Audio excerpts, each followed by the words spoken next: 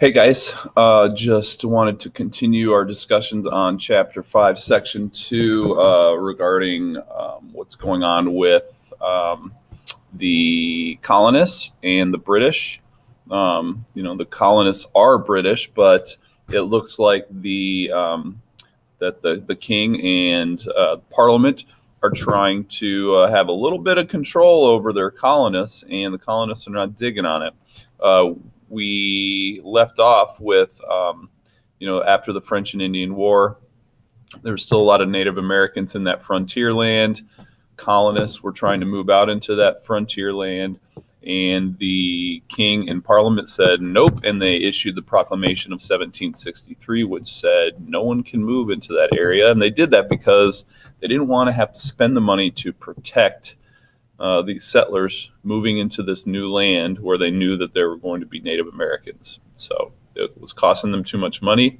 The British were deeply in debt from the French and Indian War and other wars in Europe at the time. And so that's where it leaves us here. So let's read together here. British rule leads to conflict. I'm right here. Okay. The colonists were proud of their contribution toward winning the French and Indian War. Tens of thousands of men had served as soldiers, and many had died in the war. Massachusetts alone lost more than 1,500 men. The colonists expected Britain to be grateful for their assistance. At most, they expected only a minimum rise in taxes. So the colonists were expecting to be taxed a little bit for the cost of the war. So, the British government, the colonists felt that the British government would probably tax them a little bit to cover the costs of the war. All right? So that was their expectation. Okay, let's move along. Here we are right here. Although ties between the colonies had begun to grow before the war, the 13 colonies still were divided in many ways. But the people of those colonies also saw themselves as different from people living in Britain back home, right across the ocean, all the way back in Britain. They saw themselves as different from them. In, 1963, the colonists still considered themselves loyal British subjects, so they still saw themselves as British. Increasingly, however, they identified more with one another than with Britain. Britain saw things differently. The French and Indian War left Britain deeply in debt. Furthermore, these expanses continued. The British government had to keep troops in North America to make sure France did not try to regain its lost territory and to protect settlers against Native American attacks. British leaders believed the colonists should pay part of their debt. So in this video, what I'm trying to explain to you is that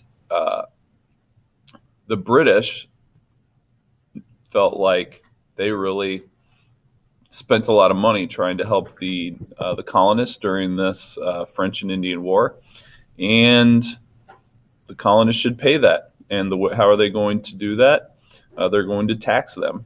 Okay, and the war is over, but the British still have troops in America to make sure that the Native Americans aren't trying to attack, and that the French aren't trying to come back into the region. So the British are still spending money, and they feel like, hey, we're in the colonies spending money. The colonists should probably help out with the costs, and so we're going to tax you. And how do they do that? They issued what's called the Sugar Act, first of all. And let's read that. The British effort to impose new taxes on the colonies began in 1764 when Parliament passed the Sugar Act, which put a duty or import tax on several products, including molasses. Now, pause.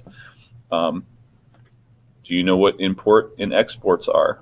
Imports are products that are brought into a country.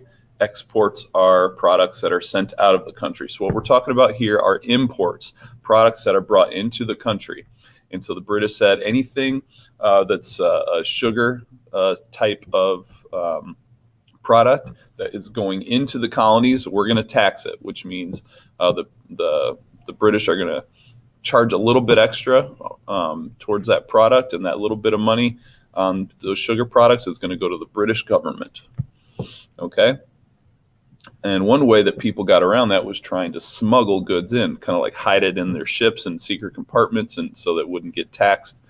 British knew about that, and so they said, if we catch anybody smuggling anything, we're going to punish you more. So right here it says, it also called for harsh punishments of smugglers. Colonial merchants who sometimes traded in smuggled goods, of course, protested this. So what did the British do? They taxed. What did they tax? Sugar products, specifically things like molasses. Why did they do it? To make money to repay the debt on the French and Indian War. How did the colonists react? They protested. Okay, so I'm going to wrap that up. That's the first part of these acts. So we have the Sugar Act. Next time I'm going to mention, we're going to talk about the Stamp Act. But one more thing I guess I can add here is the Quartering Act. Before I go, another way that the British were able to try to alleviate some of their costs. I'm going to read this here. 1 year later, Parliament passed the Quartering Act. The purpose of the Quartering Act was to what? To save money. What was it? It said that the act required colonists to quarter or house British troops and provide them with food and other supplies. Okay, so what was this Quartering Act? What did it say? It said that if you were a colonist, you had to somehow house, so give these soldiers a place to stay, and give them food and supplies. Okay, why did the British make colonists do this? To save money, because if the colonists don't do it, who's going to take care of those soldiers? Well, the British government will have to. So this is going to save the British government a lot of money. And how did the colonists react? They protested very angrily, just like it said right here. And once again, the colonists complained that Parliament was violating their rights. All right, so I'm going to stop there. We'll do some more next time. And I hope you guys have a wonderful day.